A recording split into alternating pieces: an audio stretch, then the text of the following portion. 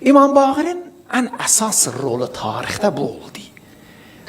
Bu ara ki açılmışdı, gəldi bütün hədislər müxtəlif sahələrdə ki Peyğəmbərdən iteydi, bateydi, o hədisləri ihya elədi. Baxsın görərsən nə qədər hədis İmam Baqirdən nəql oley. Kimə istinad oley? Umumən də istinadı budur ki, çatdırır Peyğəmbərə. Peyğəmbər bu sözü dedi. Diritdi o hədisləri. Bir də çəhdi o gizlənən sözlər və söhbətləri ki, istəməyirlər eşidilsin, onları düzgün cəmaata çatdırdı. Bir başqa rolu da oldu İmam Baqir əleyhissalatü vesselam, o da bu idi.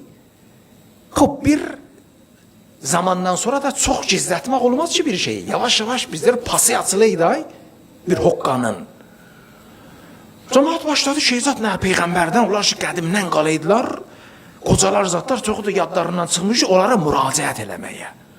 Ki sən Peyğəmbər yaduac eləydi oranda, Peyğəmbər belə bir söz dedi demədi. Hala bəziləri yadlarından çıxmışdı, səhv sözlər deydilər. Bəziləri əmdən qateydilər, başqa şeylər.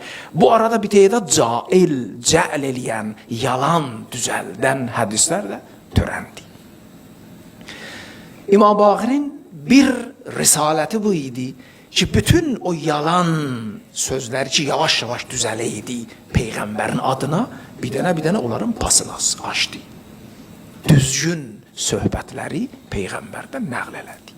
Ki, cəmaat bilsin, bu reyin kimin söz düzdür, bundan o yana qatılıbdır. O qələt sözdür.